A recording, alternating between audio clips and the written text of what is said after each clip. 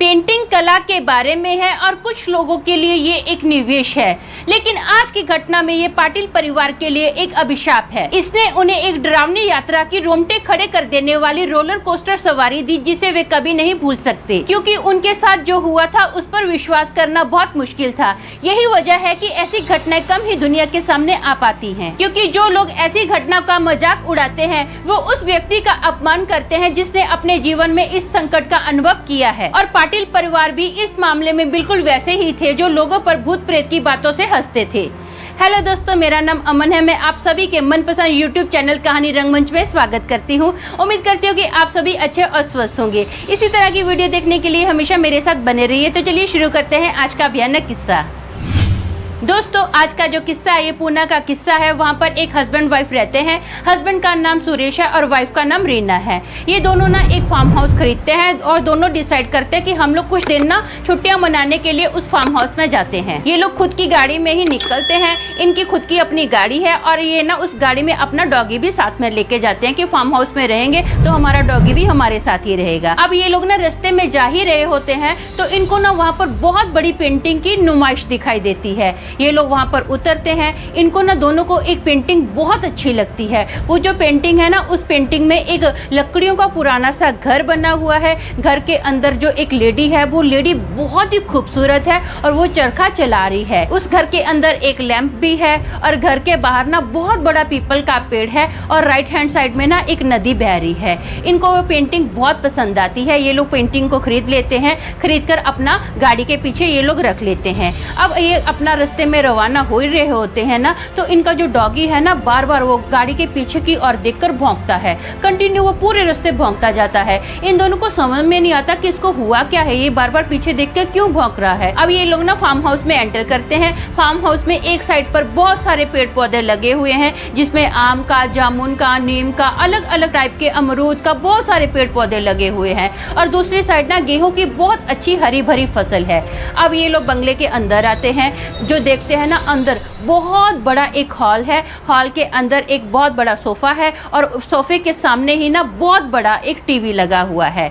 अब दूसरी side kitchen है। किचन के बाहर डाइनिंग टेबल लगा हुआ है और सामने ही बहुत बड़ा एक कांच लगा हुआ है और बहुत सारे 4-5 वहाँ पर रूम हैं। ये लोग क्या करते हैं, एक रूम डिसाइड करते हैं। ये लोग जिस रूम में सोना चाहते हैं ना, उसी रूम में ये पेंटिंग लगा लेते हैं। ये सोचते हैं कि जब भी हम लोग सोएंगे, उठेंगे, बैठेंगे, उस पेंटिंग को देखेंगे। इनको पेंटिंग बहुत अच्छी लगती है। लेकिन जब जैसे ये पेंटिंग घर के अंदर लगाते हैं ना, इनका जो डॉगी है ना वो बाहर ही रहता है और जोर जोर से भौंकना स्टार्ट कर देता है। ये डॉगी को बहुत कोशिश करते हैं कि हम लोग अंदर लेकर आए, लेकिन डॉगी अंदर ही नहीं आ रहा है। अब रात का वक्त है, वो खाना भी नहीं खा रहा है, तो फाइनली ये क्या करते हैं, डॉगी का खाना बाहर ही रख देते हैं। दोनों हस्बैंड वाइफ खाना पीना खाकर अभी सो जाते हैं।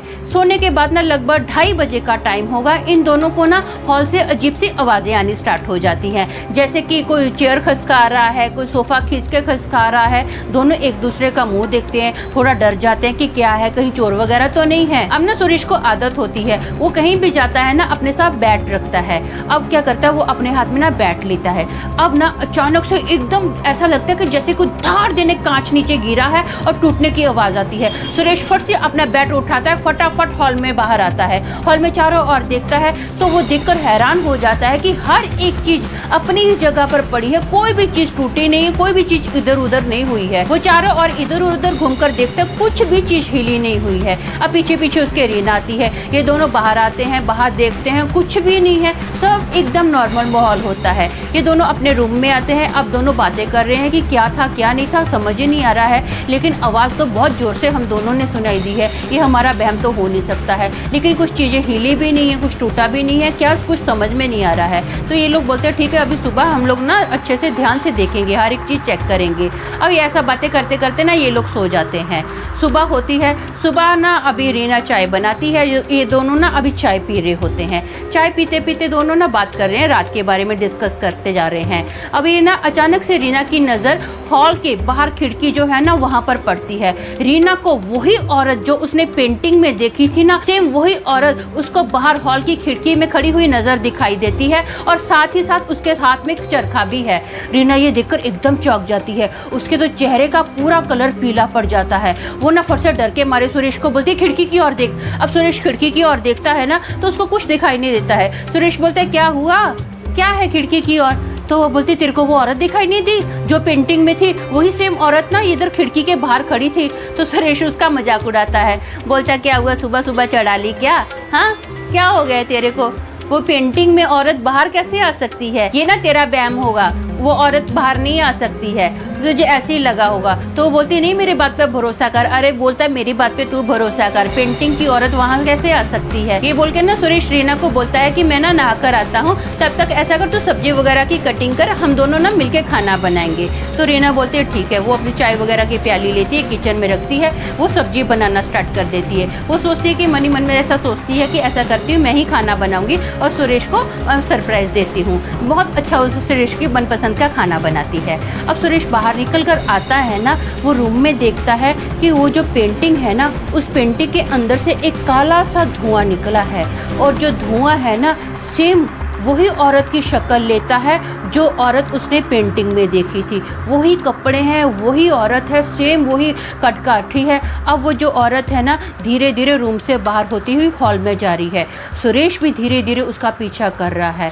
वो ना औरत अब किचन की ओर बढ़ी तो सुरेश भी किचन की ओर बढ़ा। जैसे वो किचन में आकर देखता है ना, तो वो देखता कि रीना के दोनों हाथ किचन में जो गैस है ना वहाँ पर पत्थर है, उस पत्थर पर हैं, दोनों हाथ ऐसे हैं और उसके दोनों पैर हवा में हैं, और उसकी जो मुंडी है ना गैस पर जो कुकर है उसके ऐसे ऐसे एकदम नज़दीक है। वो फटाफट ना रीना को खींचता है अपनी ओर, रीना का हाथ पकड़ता है और रीना को बोलता है चल यहाँ से हम लोग भागते हैं। ये लोग उस घर से फटाफट निकलते हैं, ये लोग गाड़ी में बैठते हैं और गाड़ी स्टार्ट करते हैं। जहाँ जहाँ गाड़ी जाती है ना वहाँ पर अंधेरा होता जा रहा है। ये दोनों ऑब्जर्व करते हैं कि आजू बाजू जितने भी झाड़ थे ना वो झाड़ अचानक से गायब हो गए हैं। हर जगह इनको पीपल के झाड़ नजर आ रहे हैं। और ये लोग पीछे देखते हैं तो वो जो औरत है ना, जो पेंटिंग वाली औरत है ना, वो औरत इनके पीछे आ रही है और जितनी भी फसल है, पूरी फसल, पूरे पेड़ पौधे सब तहस नहस करती जा रही है। अब ये लोगों को रास्ता ही नहीं मिल रहा कि हम लोग इस फार्म हाउस से कहाँ बाहर निकले। कभी इधर जा रहे हैं गाड़ी में बैठकर, कभी उधर जा रहे हैं, रास्ता दिखाई नहीं दे रहा है। अचानक से ना इनको इनका डॉगी दिखाई देता है। वो जो डॉगी है ना इनकी गाड़ी के आगे आगे भाग रहा है।